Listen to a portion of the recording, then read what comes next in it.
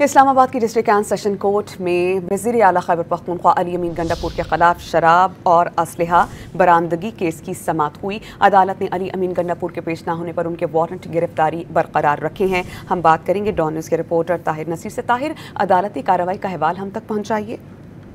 जी समिया, देखिए district and session court में वज़ीर आला KPK अली अमीन गंडापुर के खिलाफ असला और शराब बरामदगी केस की समाअत सीनियर सिविल जज मुबशर हसन चिश्ती ने की। दौरान समाअत अली अमीन गंडापुर हिज़्ब रवायत अदालत पेश न हुए। अदालत ने अली अमीन गंडापुर के वारंट गिरफ्तारी बरकरार रखते हुए केस की मजीद समाअत 4 अक्टूबर तक मुलतवी कर दिया और केस अब 342 की स्टेटमेंट अली अमीन गंडापुर ने दी है। ताहम मुसलसल 4 पेशियों पर अली अमीन गंडापुर अदालत पेश नहीं हुए और अदालत ने आज भी वारंट गिरफ्तारी बरकरार रखते हुए केस की समाअत 4 अक्टूबर तक के लिए मुलतवी कर दी है।